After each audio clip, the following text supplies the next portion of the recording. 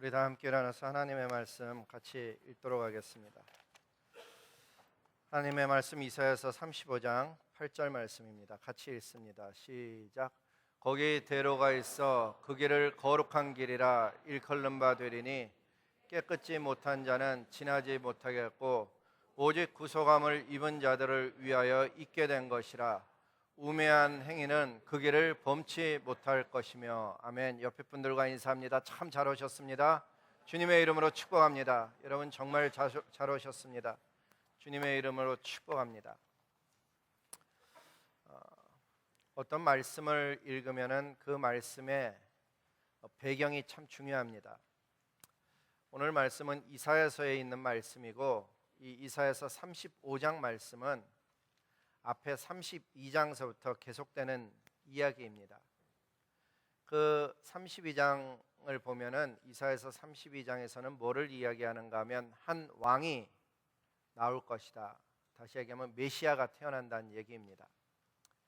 그 메시아가 태어나서 하는 일이 뭔가 하면 의로 너희를 통치하게 될 것이다. 그 얘기를 예언하고 있는 말씀입니다. 그 예수님이 오셔갖고 우리를 의로 통치할 뿐만 아니라 생명의 길이 되어주시고 반석이 되어주시고, 그리고 저와 여러분의 인생 속에 그분께서 하시는 일 가운데 아주 중요한 게 뭔가 하면 15절에 보니까는 그 32장 15절에는 필경은 위에서부터 성신을 우리에게 부어줄 것이다, 그렇게 얘기합니다. 그러니까 예수님이 오시고 성령을 우리에게 부어주셔서 우리로 하여금 삶이 변하게 되는데, 그게 이제 오늘 35장이죠. 그렇게 성령이 임한 삶에는 광야의 메마른 땅이 기뻐하며 사막이 백합화 같이 피어 즐거워하게 될 것이다. 그 이야기를 이제 해나가고 있는 것입니다. 그러면서 무성하게 피어 기쁜 노래로 즐거워하며 레바논의 영광과 갈멜과 샤론의 아름다움을 너희가 얻게 될 것이다. 쉽게 얘기하면 회복된 삶, 죄로부터 벗어난 삶, 사망과 저주가 변하여 하나님의 축복을 잇는 삶을 너희가 살게 될 것이다. 그 이야기를 하는 거죠. 그러면서 오늘 본문을 얘기하는데, 거기에는 대로가 있어 그 길을 거룩한 길이라 일컬는 바 되고 깨끗지 못한 자는 지나지 못하겠고 오직 구속함 입은 자들을 위하여 있게 된 것이라. 그러니까 이 말씀의 프라이머리한 청자는 누군가 하면 구속함을 입은 사람들인 거예요. 그 구속함 입은 사람들이 걷는 그 길, 그게 예수님이 되는 것이죠. 근데 동시에 이 이야기는 앞날에 대한 미래적인 예언이기도 한 거죠. 그러니까 투 폴더가 있는 거예요. 하나는 예수님 믿는 사람이 걷게 될 예수님 안에서의 삶, 또 하나는 장차 임할 하나님 나라에 가서 걷게 될 황금길, 그 길은 오직 구속함 입은 사람만 걷게 될 것이라 하는 내용이 오늘 말씀의 바탕인 것입니다. 그 바탕을 알고 이제 말씀을 같이 나누면 훨씬 이해가 쉽죠. 우리가 이 시대를 살아가면서 있는 일들을 바라보는 관점이라든가 이런 게 다 달라지는 거예요. 지난 주간에 뉴스에서 가장 많이 다루었던 내용 중에 하나는 뭔가 하면, 아마도 위스콘신 주에 있는 한 기업이 300불을 들여서 작은 칩을 회사원들의 손에 무료로 임플란트 해준다는 내용이었습니다. 그래서 뉴스 미디어가 이런저런 수많은 이야기들을 그걸 주제로 해서 쏟아내놓는 것을 보았습니다. 그런 일들을 우리는 보고 어떻게 이해하고 살아야 될까? 성경은 이런 이야기를 기록하고 있습니다. 말세 어느 날이 되면 짐승의 우상에게 경배하지 아니하는 자는 몇이든 다 죽게 하더라. 그가 모든 자, 곧 작은 자나 큰 자나 부자나 가난한 자나, 무슨 얘기예요? 경제적인 상관없이, 나이에 상관없이, 자유한 자나 종이나 신분에 상관없이, 불법 체류자든 아니든 모든 사람들에게 오른손에나 이마에 표를 받게 하고 누구든지 이 표를 가진 자 외에는 매매를 못하게 하니 이 표는 곧 짐승의 이름이니 그 이름의 수라. 그리고 이제 666이 나오게 되죠. 이 말씀을 잘 보면 손에 칩을 이식하는 것은 아직 본격적인 마지막 짐승의 표를 받게 하는 날은 아닙니다. 하지만 그런 어떤 과정들을 통해서 몇 가지의 시행착오를 거쳐서 결국은 어느 날부터는 우리가 가지고 있는 크레딧 카드나 우리가 가지고 있는 어떤 개인적인 정보나 그런 것을 통합하는 날이 올 거라는 얘기예요. 예를 들면 핸드폰 잊어버리면 거기에 들어있던 모든 정보 다 잊기가 쉽고, 또 병원 진료 기록 따로 하고, 또 크레딧 카드 잊어버리고 다른 사람이 사용하고 도용하고 이런 모든 것들을 방지하는 통합된 그 무엇인가가 여러 가지 시행착오를 통하여서 어느 날 그게 나올 것이고, 그것을 받는 자들만이 매매를 할 수 있는 날이 어느 날 임할 거라고 얘기하고 있는 거예요. 이 이야기가 1세기, 10세기, 15세기, 19세기, 20세기로 가면서 예전에는 전혀 불가능한 얘기였죠. 어떻게 모든 사람의 손에 표를 받게 하냐? 그걸 어떻게 관리하냐? 그러나 그 이야기가 점점 현실화되어 가고 있는 거예요. 실제로 미군들은 아프가니스탄에 가던 어떤 부대는 옛날에는 전부 그 개목걸이라고 우리 보통 불렀는데 태그를 해갖고선 갔었는데, 이제는 칩을 넣어갖고 헬기에 딱 타면 누가 탔는지가 쫘라락 나오고, 거기에 어떤 무기가 들어갔는지도 통으로 그냥 들어가는데 다 나와서 관리하는데 굉장히 편한 면들이 있죠. 병원도 마찬가지예요. 어떤 사람이 병원에 실려갔는데 이 사람의 신분증이 없어도 그 안에 어떤 칩이 들어가 있거나 마크가 되어져 있으면 그것만 스캔하면 그 사람이 지금 겪고 있는 메디컬 컨디션을 다 알아낼 수가 있는 것이죠. 그런 어떤 편함 때문에 점점 그런 쪽으로 이동하는 날이 생길 것이라는 것입니다. 그럴 때 이런 성경을 읽고 현상을 바라보는 크리스찬의 삶은 어때야 되느냐 하는 이야기예요. 우리가 성경을 잘 읽어보아야 하는 이유는 그 자체가 하나님의 말씀이기 때문입니다.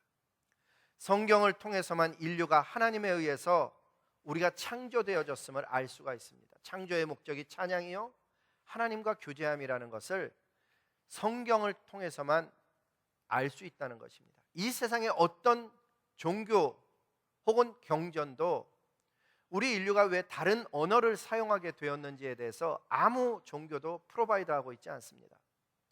오직 성경만이 인류의 역사 속에 바벨탑 사건이 있었고 그로 인해서 세계의 언어가 달라졌다라고 가르쳐주고 있습니다. 이 세계 그 어느 종교 경전도 사계절이 왜 생겼는지, 지구상에 왜 살던 공룡이 사라졌는지를 이야기하지 않습니다. 성경만이 홍수 사건 이후에 일어난 지구의 변화를 우리에게 단서적으로 제공하고 있는 것을 보게 됩니다. 특별히 성경을 통해서만이 인류가 사단에 의해서 타락된 존재라는 것을 가르쳐주고 있습니다. 메시아를 통해서 회복될 것을 성경만이 제시해주고 있다 하는 것입니다. 따라서 성경은 과거에 인류에게 일어났던 여러 가지 사건뿐만 아니라 앞으로 일어날 일들에 대해서도 놀랍도록 정확하게 예언해주고 있는데, 사랑하는 성도 여러분, 오늘 성령 하나님이 이 시간을 통해서 하시고자 하는 일은 저와 여러분이 이 하나님의 말씀을 살펴보고 정말 그 하나님께서 하신 일들을 볼 뿐만 아니라 하실 일들이 깨달아져서 우리의 인생이 생명의 길, 사명자의 길, 영원한 하나님의 나라를 유업으로 받는 길로 들어서고 잘 걸어가게 되기를 하나님이 원하시는 줄로 믿습니다. 따라서 오늘 저와 여러분이 이 말씀을 잘 깨달아서 우리의 삶의 어떤 영역이든지 하나님이 원하시는 방향으로 변화되는 역사가 일어나기를 주님의 이름으로 축복하는 것입니다. 성경은 과거 인류의 역사 속에 일어났던 일들을 기록해 주는데, 예를 들면 BC 720에서 680년경에 쓰여진 이사야서에 보니까는 그 당시에 아직 안 일어난 일을 이렇게 기록했습니다. 이사야서 7장 14절에 보니까 그러므로 주께서 친히 징조를 너희에게 주실 것이라. 보라, 처녀가 잉태하여 아들을 낳을 것이요 그 이름을 임마누엘이라 하리라. 그 당시 사람들이 이 말씀을 읽었을 때는 아무런 감동이 일어나지도 않는 말씀이었습니다. 그리고 750년이라는 세월이 지났습니다. 그 750년이 지나서야 예수 그리스도가 태어나셨고 그 예수 그리스도에 대한 사건을 이렇게 기록하고 있습니다. 마태복음 1장 18절에 보니까 예수 그리스도의 나심은 이러하니라. 그의 어머니 마리아가 요셉과 약혼하고 동거하기 전에 성령으로 잉태된 것이 나타났더니. 무슨 얘기입니까? 처녀가 잉태하여 아들을 낳을 것이니 했던 바로 그 인물이 되어졌고, 그 이름이 임마누엘, 우리와 함께 거하시는 하나님이라는 사실을 성경이 이야기해주고 있습니다.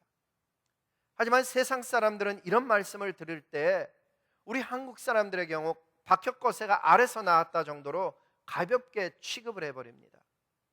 하지만 예수님께서 이 땅에 오시는 모습은 반드시 여인의 몸에서 태어났어야 하는데, 그 영적인 이야기를 세상은 이야기해도 알지 못하고 들어도 받아들이지 못하는 그런 상태 속에 있다는 것입니다. 그 상태를 에베소서는 영적으로 죽은 상태라고 이야기합니다. 이사야 선지자님과 동시대에 활동했던 미가 선지자님이 있습니다. BC 700년경에 활동했던 분이신데, 그분이 이런 말씀을 기록했습니다. 베들레헴 에브라다야, 너는 유대 족속 중에 작을지라도 이스라엘을 다스릴 자가 내게서 나올 것이라. 근데 이 말씀처럼 예수님은 진짜로 베들레헴에서 태어났습니다. 그뿐만 아니라 이사야서 9장 1절에 보면 예수님 갈릴리에서 자라날 것을 예언해 하셨죠. 실제로 예수님은 갈릴리에서 자라나셔서 나사렛 예수란 이름, 갈릴리 사람의 이름을 가지고 있습니다. 뿐만 아니라 스가랴서 11장 13절에 보면 마지막 날 예수님의 죽음에 관해서 이야기할 때 은 30에 예수님이 팔릴 것이고, 그 은 30의 돈은 토기장이에게 던져질 것이라고 이야기하죠. 실제로 예수님을 배반했던 유다는 자기가 잘못됨을 뉘우쳐서 제사장들에게 은 30 받았던 걸 돌려주죠. 그랬더니 그 제사장들이 이것은 예수님의 피값으로, 사람의 피값으로 주고받은 돈이기 때문에 성전고에 넣을 수 없다 그래서 지나가는 나그네의 무덤을 사는데 사용하니라고 토기장이의 밭을 사는 것을 볼 수가 있습니다. 스가랴서가 쓰여진 내용을 그대로 후대 사람들은 하고 있는 것을 보고 있다 하는 것입니다. 심지어 예수님의 마지막 모습을 이사야서 53장에 보니까 이렇게 기록합니다. 그가 곤욕을 당하여 괴로울 때에도 그의 입을 열지 아니하였으며 마치 도수장으로 끌려가는 어린 양과 털 깎는 자 앞에서 잠잠한 양같이 그의 입을 열지 아니하였도다. 그리고 이제 700년이 지난 거예요. 예수님이 돌아가실 때 모습을 신약 성경에 기록을 했는데 이렇게 기록을 해놓았습니다. 대제사장들과 장로들에게 고발을 당하되 아무 대답도 아니하시는지라. 존 더 베프티스트가 예수님 지나가는 것을 보고 이렇게 말씀합니다. 예수님께서 거니심을 보고 말하되 보라, 하나님의 어린 양이로다. 이사야서에서 이야기한 어린 양과 털 깎는 자 앞에서 잠잠한 양같이 그의 입을 열지 아니하였도다. 마지막 곤욕을 당하며 괴로움을 당할 때조차도 자기를 변론하지 않는 예수님을 그대로 써놓은 거예요. 뿐만 아니라 예수님의 마지막 무덤에 들어가시는 모습을 기록하기를 750년 전에 이렇게 기록했습니다. 그는 강포를 행치 아니하였고 그의 입에 거짓이 없었으나 그럼에도 불구하고 그의 무덤이 악인들과 함께 있었으며 그가 죽은 후에는 부자와 함께 있었도다. 이사야 선지자 당시에는 이 말이 무슨 얘기인지를 알질 못하였죠. 그러나 후대 사람인 저와 여러분은 알게 된 거예요. 마태복음 27장 57절 이하를 보니까는 예수님의 죽음은 두 강도 사이에서 치루어졌죠. 거기서 죽으시고 죽음 당하신 이후에는 아리마대 부자 요셉의 무덤, 부자의 무덤에 묘역에 자기의 몸을 눕히시는 그 새 무덤에 놓이게 되는 일들을 실제로 겪으신 거예요. 이와 같이 성경의 예언은 기록해갖고 후대가 보고서는 정말 하나님께서 온 세상을 다스리시는구나 알 수 있게 하기 위한 목적으로 쓰여졌다는 것입니다. 이렇게 기록으로 살펴보아도 알 수 있는 이 하나님이 이상하게도 말이에요, 불신자들에게는 알려지지가 않는 거예요. 인류 역사 속에 하나님의 걸음걸음이 보이고 말씀이 기록되었음에도 불구하고 역사를 더듬어 하나님을 알 수 있게 하셨음에도 불구하고 타락한 인류는 마음이 완악하여지고 영적으로 무디어져서 하나님의 이러한 역사를 깨닫지도 못하고 보아도 알지 못하고 들어도 깨닫지 못하는 그런 상태 속에 놓여 있다는 것입니다. 아니, 그런 상태에 놓여서 하나님을 모른다 하는 정도가 아니에요. 하나님의 존재 자체를 의심하는 것은 물론이고, 오히려 이 세상은 현대 과학과 화학 약품을 통하여서 남자를 여자로 만들고 여자를 남자로 만들면서 하나님의 창조의 질서에 도전하는 것을 볼 수가 있습니다. 그런 사람들의 마지막은 무서운 심판 앞에 놓일 수밖에 없다는 사실입니다. 오늘 이 시대에도 하나님은 계속해서 말씀을 하고 계십니다. 오늘 본문 보니까 거기에 대로가 있어 그 길을 거룩한 길이라 일컬음 받으리니 깨끗하지 못한 자는 지나지 못하겠고 오직 구속함 받은 자들을 위하여 있게 될 것이라. 그 길은 누구를 위해서 있는 길인가 하면 오직 세상 모든 사람들이 아니고 오직 구속함 받은 사람들을 위해서 있게 될 것이다. 이런 말씀 때문에 하나님께 예수님의 십자가의 죽으심은 온 세상 모든 사람들에게 적용될 수 있는 십자가이지만 그 효력을 받는 사람들은 구속함 받은 자들이라는 걸 알 수가 있습니다.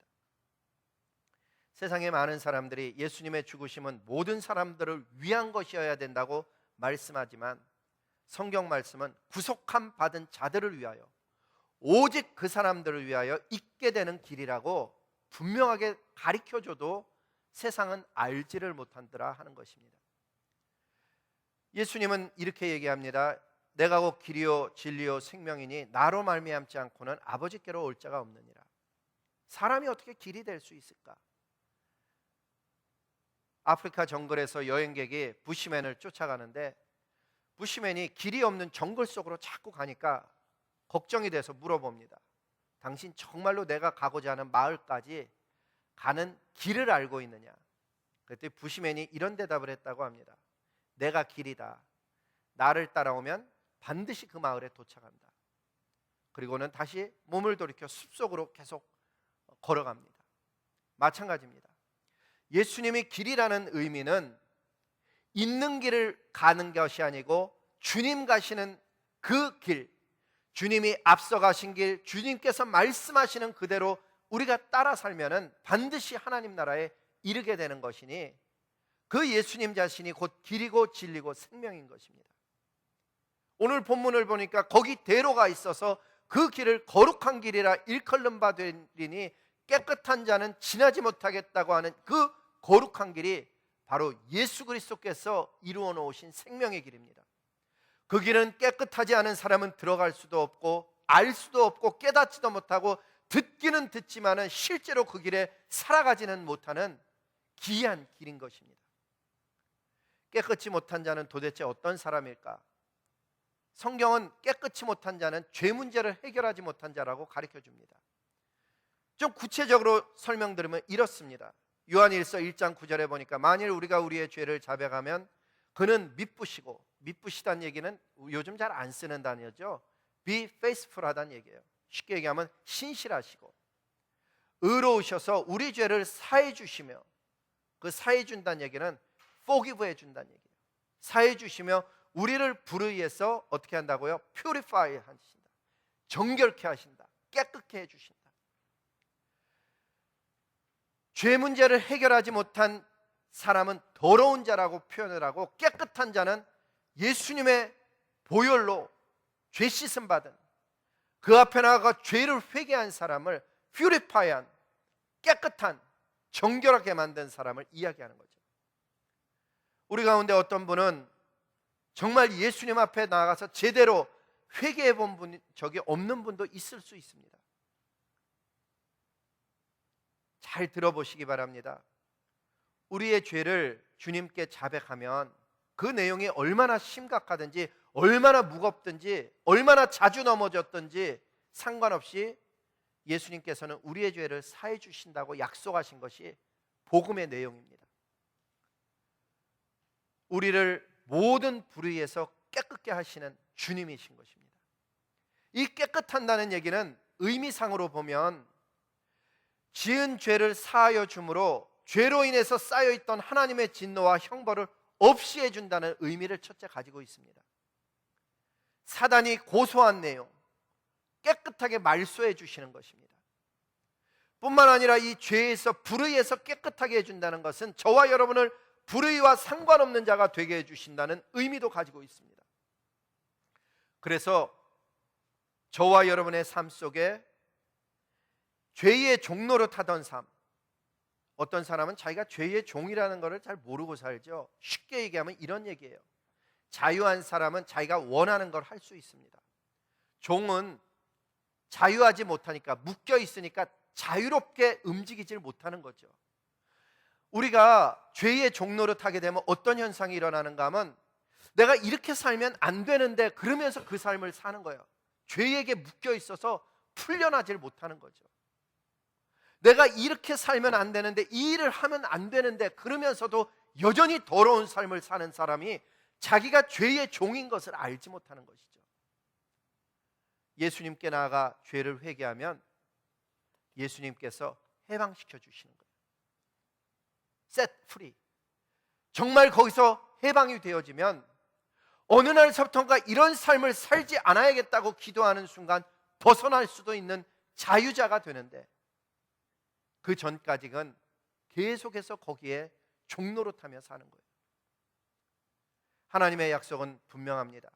만일 우리가 죄를 자백하면 그분은 신실하시고 의로우셔서 우리의 죄를 사해 주실 뿐만 아니라 우리를 불의에서 깨끗하게 해방시켜 주시고 자유롭게 해 주시는 거예요. 그 구원의 길을 열어주신 그 주님을 향해서 저와 여러분이 이렇게 날마다 모여서 예배드리고 찬양드리는 거죠. 마지막 날을 향한 하나님의 경고는 분명합니다. 이 땅에서부터 그 예수님께서 열어놓으신 그 길은 아무나 가는 것이 아니고 구속받은 자들만 갈 수 있고, 그 거룩한 길의 마지막 주님 전에 갈 길까지 황금길을 주님과 함께 거닐겠네 하는 그 길에 이르기까지 예수 그리스도와 함께 걷는 그 길을 주님이 우리로 하여금 살아가게 하시는 거죠. 그 길을 걸어갈 수 있는 사람은 오직 예수님께 나아가 죄를 회개하고 성령으로 거듭나 깨끗하여진 자만이 그 길을 걸어갈 수 있다고 성경은 기록합니다. 근데 어려운 점이 뭔 줄 아세요? 말씀을 듣고 연구하고 있는 저 같은 사람들이 생각할 때는 이거 남의 이야기라고 자꾸 생각하는 거죠. 성경 마태복음엔 이렇게 얘기합니다. 이와 같이 너희도, 여기서의 너희는 예수님 모르는 사람들이 아니에요. 마태복음에 받고 있는 사람은 유대인들이었거든요. 너희도 겉으로는 사람에게 옳게 보이지만, 멀쩡해 보이지만 안으로는 종교적인 외식과 하나님의 말씀대로 살지 않는 불법이 너희 안에 가득하다라고 성경은 얘기해요. 마지막 날에 심판을 받게 되는 사람은 불신자만이 아니라는 것, 스가랴 선지자가 이야기했던 것처럼 먹물을 차고 이마에 표시를 하는데, 그 시대 속에 있는 가증한 일들로 인하여 울고 있는 그 사람들에게 이마에 표시하고, 그 사람들은 사망이 지나가게 하는데 어디서부터 표시하라 그래요? 성전에서부터 할지니라, 늙은 자로부터 할지니라. 무슨 얘기예요? 하나님의 심판은 바깥에 얘기할 때문에 아니라는 것이죠. 소돔과 고모라가 멸망할 때도 그 바깥이 더러웠기 때문이 아니고 의인 10명이 없어서 소돔과 고모라가 멸망을 당하죠. 예레미야서 5장에 보면은 예루살렘을 멸망하는데 하나님이 뭐라 그러셔요? 마지막에 이런 말씀하셔요. 너희가 예루살렘 거리를 왕래하며 의인 한 명만 찾아라. 그러면 내가 이 성을 사하여 주리라. 결국 거기도 의인 한 명이 없어서 멸망당하는 걸 볼 수가 있죠. 마지막 날에 심판을 받는 것은 불신자만이 아닙니다. 교회 안에 들어와 있지만 외식과 종교적으로 믿는 사람들과 하나님의 말씀대로 살아가지 않으면서 계속해서 예배를 드리던 그 사람들이 무서운 심판을 받게 되는 거예요. 아니, 더 심각한 심판 앞에 놓여 있는 것이죠. 구원은 100% 예수 그리스도의 구원하심으로 이루어지는 것이고 하나님의 주권적 은혜에 의해서 이루어진 것 맞습니다. 그래서 우리가 구원을 찬양하는 것이죠. 구원은 사람이 이룬 것이 아니고 예수님이 이루신 것 맞습니다. 그러나 그 구원이 불법을 행하는 자들에게 적용된다라고 하지는 않는다는 사실입니다. 내가 주의 이름으로 선지자 노릇하며 내가 주의 이름으로 권능을 행하며 하나님의 일을 다 했지만, 기적과 이사까지 행했지만, 성경 마태복음 7장 20절 이하의 내용은 뭐예요?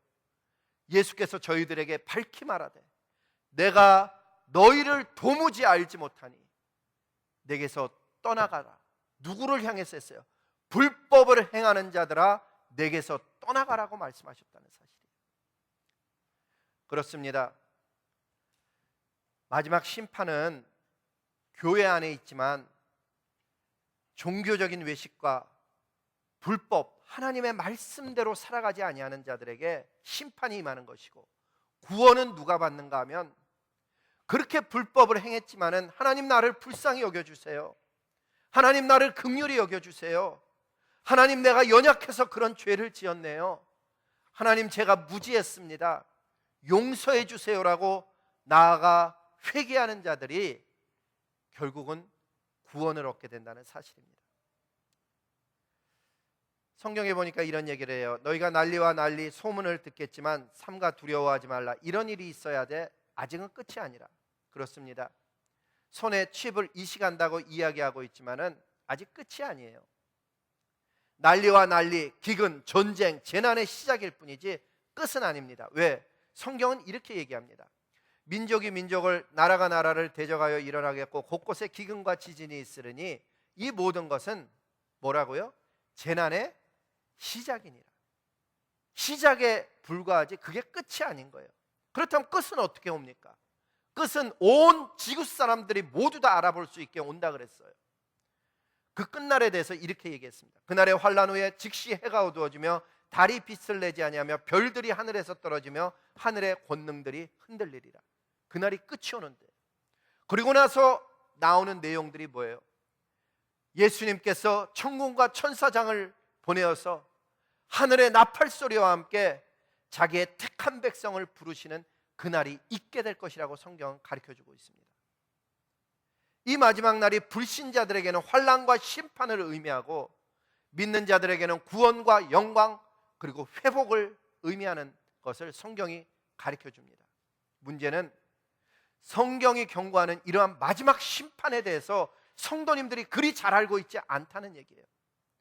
교회 안에서 신앙생활을 5년, 10년을 했는데도 하나님께서 마지막을 어떻게 정리할 것인지 대충 알고 신앙생활하는 거예요. 왜?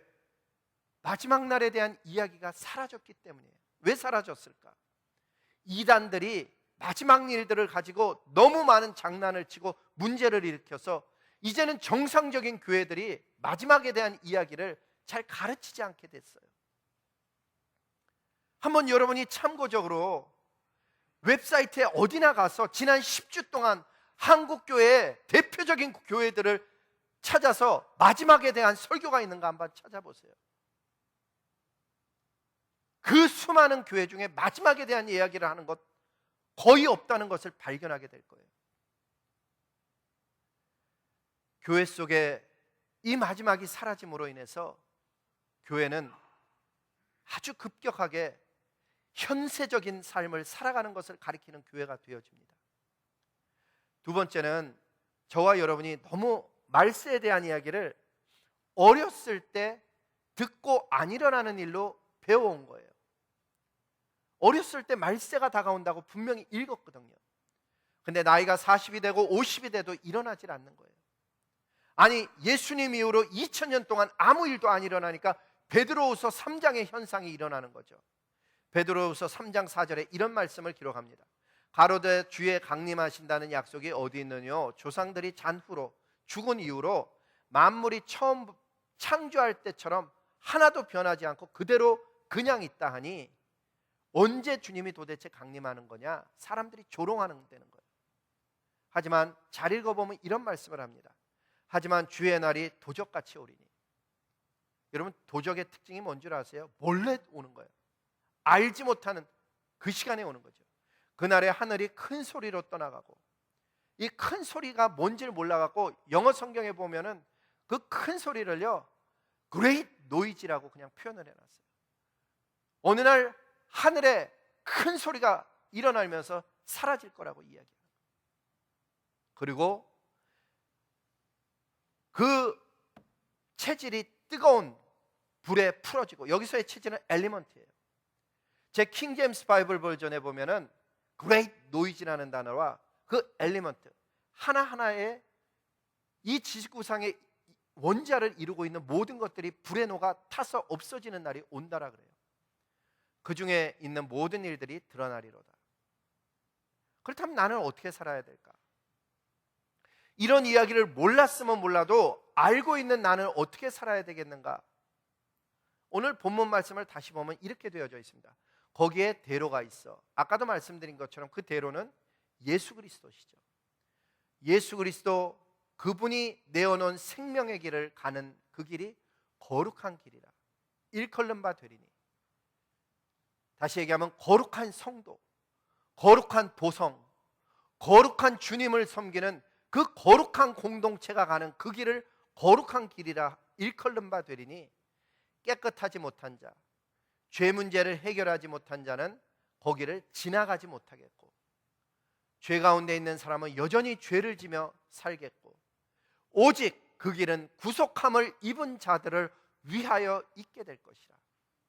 구속함을 입지 못한 자들은 그 길의 혜택을 받지 못할 것임을 이야기합니다. 특별히 우매한 행인. 왜 우매한 행인인가 하면 지나가면서 봤어요, 들었어요. 보고 들었음에도 불구하고 그 사람은 그 길로 다니지 못할 것이라고 성경은 기록하고 있습니다. 그러면서 성경은 이런 이야기를 합니다. 요한계시록 1장 3절에 보니까 이 예언의 말씀을 읽는 자와 듣는 자들과 그 가운데 기록한 것을 지키는 자들이 복이 있나니 때가 가까웁니다. 하나님의 예언의 말씀을 읽는 자들, 그걸 읽어볼 수 있는 기회를 가졌다는 거 얼마나 놀라운 일이에요. 들었어요, 말씀을 통해서 어렸을 때부터. 그리고 그 가운데 기록된 것을 지키는 자들이 복이 있나니 때가 가까움이라고 성경은 이야기합니다. 놀랍게도 이 세상에 수많은 사람들이 이 복음의 소식을 듣지 못합니다. 2.9 빌리언 사람들이 never heard about Jesus Christ. 한 번도 예수님에 대해서 듣지 못하고 사는 거예요. 그리고 세상에 많은 사람들이 이 예언을 들었다 할지라도 말씀대로 삶을 변화시키질 아니하고 그저 자기의 삶을 살아가다가 죽어갈 것을 성경은 이야기합니다. 왜? 예수님이 마지막에 내가 믿는 자를 보겠느냐, 그 길은 좁은 길이라서 많은 사람들이 큰 길로 갔다라고 얘기해요. 여러분, 예수님을 믿는 것을 정말 어떻게 생각하세요? 성경에 이야기한 예수님의 이야기가 진짜 우리의 삶인가? 우린 자꾸 확인해 봐야 되죠. 예수님 내 인생에 만나서 여러분 정말 인생이 변했어요? 예수님 만났더니 정말 그렇게 좋던가요? 거기에 사막에 백합화가 피는 역사가 진짜 일어나고 그 대로를 거닐며 찬양하는 일이 진짜 있는가? 우리 스스로 확인해야 돼요. 아니, 우리 안에 예수님 만나서 그 예수님 때문에 아름다운 삶이 있지 않다면 누구에게 가서 예수님 믿으라고 자신 있게 권하겠어요? 아니, 예수님 믿어서 치유가 없고 예수님 믿어서 삶의 변화가 없다면 살아계신 하나님을 어떻게 우리가 증거하겠어요? 우리 시대가 영적으로 깜깜해지면서 이 능력의 주님을 전혀 사용하지 않고 이성적이고 지성적이고 윤리적이고 도덕적인 이야기만 하게 됐죠. 하지만 성경의 예수는 죽은 자를 살리시는 하나님, 우리의 삶 속에 불가능을 가능케 하시는 주님이죠. 그래서 우리의 믿음의 선배들은요, 삶 속에 어려운 일이 있었으면 하나님 앞에 나가서 엎드렸어요. 하나님 도와주세요. 그분들의 믿는 모습은 어떤 면에서는 우리보다 너무나도 다른 모습이었죠. 아니, 부족한 면도 있었어요. 그럼에도 불구하고 그분들의 삶 속에 뜨거움이 있었던 것은 분명해요. 오늘도 저와 여러분에게 예언의 말씀을 읽을 기회가 주어졌고 하나님 나라에 대한 이야기가 들려졌습니다. 이제 우리는 어떻게 지키며 살 수 있는가? 우리가 이 세상 사는 동안에 그 하나님의 말씀 때문에 걸어가는 인생길을 바꾼다는 것 얼마나 중요한지 몰라요. 하나님 그분 때문에 바르게 살아가는 것 중요하지만 그 바름보다 더 중요한 것은 생명의 길을 걷는 거예요. 이 세상 사람을 사는 동안에 옆에 사람을 사랑하고 도와주고 힘든 사람의 삶을 일으키는 것도 중요하지만 그 사람의 영혼을 하나님께로 인도하는 것은 얼마나 더 중요한지 몰라요. 성경에 읽어보면 마지막 때를 나는 어떻게 살아야 되는가에 대한 답을 베드로 사도는 이렇게 제시했습니다. 이 모든 것이 이렇게 풀어지리니 너희가 어떠한 사람이 되어야 마땅하뇨? 너희가 어떠한 사람이 되어야 되겠냐?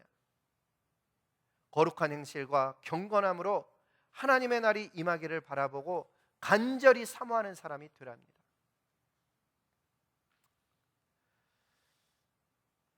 베드로 사도가 우리에게 하시는 마지막 때를 사는 저와 여러분에게 주시는 말씀은 거룩한 삶과 경건한 삶을 가지고 어떻게 하라고요? 하나님 나라를 사모하는 사람 되는 거예요. 주님 오시기를 기다리는 인생, 십자가와 부활의 능력으로 살아가고, 십자가의 특징은 예수님의 이름으로 죄사함 받는 것이 핵심이라면 부활의 능력은 성령 하나님과 동행하는 능력 있는 삶을 이야기하고, 그리고 마지막은 주님 다시 오실 것임을 기억하며 거룩하고 경건한 삶을 살아가렵니다. 저와 여러분이 사는 이 시대는 거룩을 잃어버린 세대입니다. 수치를 모르는 세대고 음란한 세대입니다. 하나님의 자녀들조차도 경건한 삶을 살아내기가 쉽지 않습니다. 현대 사상이 거룩하지 않고 경건하지 않고 음란한 문화이기 때문입니다. 각종 더러운 사상 속에 우리 자녀들이 물들어가고 있습니다. 그런 시대 속에 하나님께서는 그 자녀들에게 이렇게 요구하십니다. 내가 거룩하니 너희도 거룩할지어다. 내가 거룩하니 너희도 거룩할지어다. Be holy because I am holy. 마지막 때 거룩하고 경건한 삶을 사는 것은 우리의 힘으로 좀처럼 되어지지는 않습니다. 우리의 선조들의 지혜를 보면 성령 하나님께 도움을 구하며 다음과 같은 삶을 살았습니다. 첫째는 거룩은 홀리라는 단어는 아시다시피 separation에서 온 단어이고 그 separation은 set apart, 구분한다는 의미를 가지고 있습니다. 우리 믿음의 선조들은 경건한 삶, 거룩한 삶을 살려고 거룩한 날들을 구분하였습니다. 여러분 자녀들이 혹시나 주일날 학교에 무슨 행사가 있고 중요한 모임이 있고 어디를 꼭 가야 한다고 이야기하면 주일은 너를 창조하시고 너의 삶에 복 주시는 하나님께 예배드리는 날이니까 네가 원하는 그 일정을 포기하라고 가르쳐야 하는 것입니다. 만약에 그렇게 가르치지 아니하고 대학 가는데 필요해서 뭐 중요한 모임이라서 어디를 꼭 가야 해서 주일날 다른 일을 하고 있다면은 기억하시기 바랍니다. 어느 날 그 자녀가 하나님을 떠난 것을 발견하게 될지도 모릅니다. 성경이 이렇게 얘기합니다. 나를 존중히 여기는 자를 내가 존중히 여기고, 그 존중이라는 게 안월한다는 얘기예요. This is God's day. 하나님께 예배드리는 날이라는 것을 안월하게 드리지 아니하면 그 자녀는 하나님을 안월하게 하는 법을 배우지 못하는 것입니다. 나를 멸시하는 자를 내가 경멸하리라. 하나님을 어떻게 우리가 경멸할 수가 있어요? 하나님을 가볍게 여기는 거예요. 더 중요한 일이 있으면 얼마든지 내버리는 그 하나님, 그러다가도 살다가 힘들면 갑자기 찾아서 하나님 도와달라고 하고 도와주면은 또 살만하면 내버리는 그런 하나님. 하나님 공부하는데 학업에 길을 열어주세요. 하나님께서 길을 열어주시면 그 학업에 공부를 잘하니라고 어느 날 하나님을 갑자기 내동댕이 치는 듯한, 하나님 아이를 주세요. 아이를 주면 그 아이 기르는 재미에 하나님을 내어버리는, 하나님 직장을 주세요. 그 직장을 주면 그 직장에서 승진하니라고, 그 일을 잘해보니라고 하나님을 저 멀리 내어버리는, 그게 멸시죠. 하나님을 이용하는 것. 그렇게 살면 거룩과 경건이 파괴가 됩니다. 나를 구분한다는 건 종교적인 얘기를 하는 게 아니에요. 하나님 앞에 그 나를 특별히 지켜 그분을 만나고 그분을 섬기는 걸 훈련해 나가는 거예요. 모든 날들이 다 중요하죠. 그러나 그 어떤 날을 하나님 앞에 안월하게 지킬 때 우리의 경건과 거룩이 지켜집니다. 두 번째는 하나님께 드리는 물질을 구분했다는 거예요. 내 재물과 내 소산의 처음 익은 열매로 여호와를 공경하라. 그리하면 내 창고가 가득히 차고 내 집들이 새 포도즙이 넘치게 될 것을 이야기하죠. 근데 말이에요, 이 하나님을 공경하는 것 대신에 내 창고에 내 힘으로 채워넣으라고 날들을 지키지 않는 거예요. 하나님께서 주시는 축복을 누리는 백성이 되지 못하고 내 스스로의 힘으로 채워넣으라고 그날을 지키지 못하고 결국은 물질조차도 하나님께 제대로 못하는 거예요. 성경의 얘기는 여호와를 공경하며 살면 자연스럽게 그 삶 속에 살아가는 것들을 하나님이 공급하신대요. 참 어려운 얘기예요. 실제로 해보면. 왜? 아닌 것 같이 느껴지거든요. 너는 그 나라와 그 의를 구하라. 그리하면 이 모든 것을 내게 더하여 주시리라. 무엇을 먹을까 무엇을 입을까 염려하지 마라. 이는 세상 사람들이 구하는 것이라. 그 말씀 하나도 붙들기가 쉽지 않기 때문에 하나님 앞에 바싹 엎드리는 거예요. 하나님이 도와주셔서 살아가는 삶 되게 주님이 역사하여 주시옵소서. 매달리지 않으면 그 경건한 삶을 살아내지 못하는 거죠. 마지막은 몸을 구분했어요. 레위기 11장 44절에 보니까 나는 여호와 너희 하나님이라. 내가 거룩하니 너희도 몸을 구별하여 거룩하게 하고 스스로 더럽히지 말아라. 스스로 더럽히지 말아라. 우리의 몸을 더럽히지 않는 지혜, 그게 있어야 되는데 하나님께서 도와주지 않으면 우리가 미련하고 어리석어서 우리의 몸을 더럽히는 것을 그렇게 쉽게 행하는 거예요. 그냥. 그래서 하나님 앞에 바싹 엎드리는 거예요. 하나님 도와주시옵소서. 이 마지막 날에 대한 예언을 들은 사람들은 이 말씀으로 끝을 맺는다는 걸 알 수 있습니다. 주님이 이런 말씀을 하셔요. 보라, 내가 속히 오리니 내가 줄 상이 있어서 각 사람에게 행한 대로 갚아주리라. 그가 행한 대로 갚아주리라. 우리는 무엇을 행하며 살고 있습니까? 상급을 행할 때 하나님 앞에 헌신하는 것, 어려운 사람을 돕는 것, 나라와 열방을 위해서 헌신하는 것. 소망하기는 그런 행함이 행위로 구원받는 것이 아니고 그 하나님 앞에서의 행함이 상급이 되어져서 어느 날 돌아올 것임을 깨달을 수 있길 바랍니다. 주님은 이런 얘기를 합니다. 나는 알파요 오메가요, 처음과 마지막이요 시작과 마침이라. 너의 인생 속의 시작이기도 하고 너의 인생의 마지막이기도 하고 인류 역사의 시작이기도 하고 마지막이기도 한 그분이 내가 각 사람에게 행한 대로 갚아주리라. 어느 날 여러분 앞에 짐승의 표를 받아야만 살게 되는 날이 와서 저와 여러분이 살아있을 때 그걸 받아야 된다고 요구한다면 여러분은 어찌하시겠습니까? 도대체 어떤 신앙을 가져야 이 세상을 이길 수 있다고 저와 여러분은 믿고 살고 있습니까? 소원하기는 그 답을 발견할 수 있는 우리 모두가 될 수 있기를 주님의 이름으로 축복하는 것입니다.